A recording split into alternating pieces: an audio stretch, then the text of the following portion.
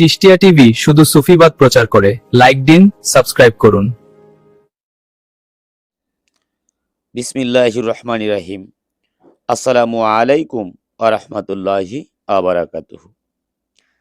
সৃষ্টির শ্রেষ্ঠ জীব হচ্ছে মানুষ, কিন্তু এই মানুষের ভিতরেই লুকিয়ে আছে মহাবিশ্বের সকল রহস্য। মহান আল্লাহ তাআলা আমাদের এই দেহকে একটি সুন্দর দুর্গের মতো বানিয়েছেন, আর এই দুর্গে প্রবেশের জন্য রেখেছেন 9টি প্রধান প্রধান দরজা। সুফি সাধকগণ এই 9টি দরজাকে কেন এত গুরুত্ব দিয়েছেন? কেনই বা বলা হয় এই দরজাগুলো নিয়ন্ত্রণ করতে না পারলে খোদার দিদার পাওয়া অসম্ভব? আজ আমরা অত্যন্ত সহজ ভাষায় সেই নিগুড় রহস্যগুলোকে জানব।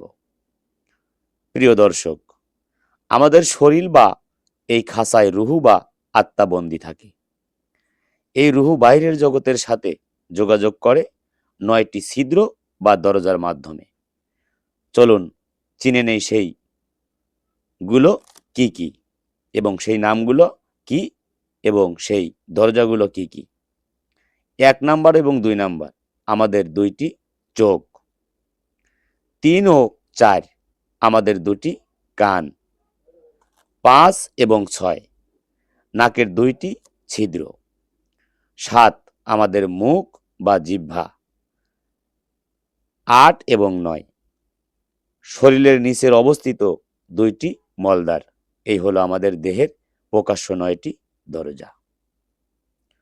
এখন প্রশ্ন হলো, এই সাধারণ অঙ্গগুলো কেন দরজা বলা হয়? এর পেছনে গভীর ভেদ রয়েছে।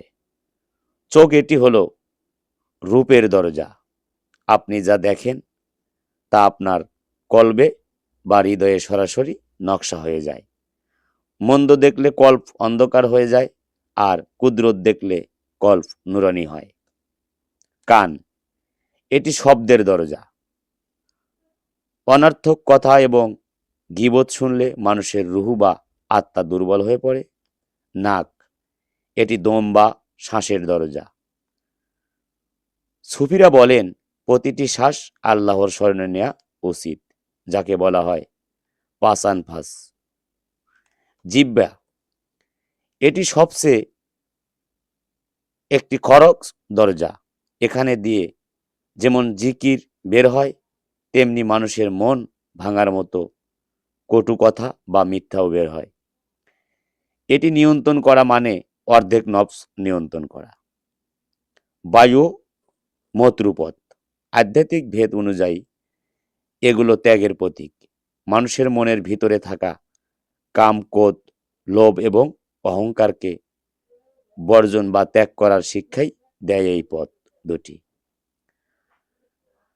যদি 9টি দরজা খোলা থাকে এবং আপনি পাহারা না দেন, তবে শয়তান খুব সহজেই আপনার অন্তরে ঢুকে পড়বে। এই দরজাগুলো দিয়ে যখন আপনি গুনাহ থেকে নিজেকে বাঁচাবেন, তখন আপনার হৃদয়ের ভেতর লুকিয়ে থাকা 10ম দরজা বা কল্প খুলে যাবে, যার মাধ্যমে মানুষ আল্লাহর নূরের সন্ধান পায়। এই কঠিন পাহারা দেওয়ার জন্য কাজটি, আমি আবারও বলছি, এই কঠিন পাহারা দেওয়ার কাজটি একা একা করা সম্ভব নয়। এর জন্য দরকার একজন সঠিক কামেল মুর্শিদ। চিশতিয়া তরিকার মূল দর্শন হলো সবার সাথে শান্তি। খাজা মঈনুদ্দিন চিশতি রহমাতুল্লাহ আলাই এই তরিকার আমাদের শেখায় কিভাবে আধ্যাত্মিক জিয়ারতের মাধ্যমে এই 9 দরজাকে পবিত্র করতে হয়। বায়াত হওয়া মানে নিজের অহংকার বিসর্জন দিয়ে একজন মুর্শিদের কাছে নিজেকে সমর্পণ করা। যদি আপনার আত্মার খোরাক চান এবং আধ্যাত্মিক পথে হাঁটতে চান, তবে একজন হক্কানি চিশতিয়া মুর্শিদের ছায়াতলে আসার কোনো বিকল্পই নেই। আধ্যাত্মিকতার পাশাপাশি আমরা বিশ্বাস করি মানুষের সেবার খোদার সেবা। চিশতিয়া তরিকার আলো এবং খাজা বাবার মানব সেবার আদর্শকে ছড়িয়ে দিতে কাজ করছি। সুফি সেবা ফাউন্ডেশন, আমরা অসহায় মানুষের খাদ্য, শিক্ষা ও চিকিৎসার জন্য কাজ করছি। আমরা চাই আপনিও এই মহান কাফেলার অংশ হন। আমাদের ফাউন্ডেশনের সদস্য হওয়ার মাধ্যমে আপনি যেন পরকালের সওয়াব কামাই করবেন, তেমনি আপনার আর্থিক ও শারীরিক পরিশ্রমের মাধ্যমে এই সমাজে আলোকিত হবে। আজকের এই দীর্ঘ আলোচনা থেকে যদি আপনি সামান্যতম জ্ঞান লাভ করেন, তবে আমাদের শ্রম সার্থক হবে। চিশতিয়া তরিকার উন্নয়ন ও সুফি সেবা ফাউন্ডেশনের সদস্য হতে এখনই স্ক্রিনে দেওয়া নাম্বারে বা ডেসক্রিপশনের লিঙ্কে যোগাযোগ করুন। আর এই গভীর আধ্যাত্মিক জ্ঞান নিয়মিত পেতে এই চ্যানেলটি সাবস্ক্রাইব করে রাখুন। আপনার একটি শেয়ার হয়তো অন্য কোনো মুমিন ভাইয়ের হৃদয়ে হেদায়েতের আলো জ্বালাতে পারে।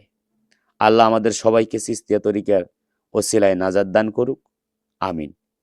যারা এখনো বায়াত হন নাই, যারা বায়াত নিতে চান, অবশ্যই স্ক্রিনে দেওয়া নাম্বারে আমাদের সাথে যোগাযোগ করবেন। সবাই ভালো থাকবেন, সুস্থ থাকবেন। খোদা হাফেজ। জয় গুরু, জয় হোক পাক পাঞ্জাতন, আহলে বায়াত ও বিশ্ব মানবতার।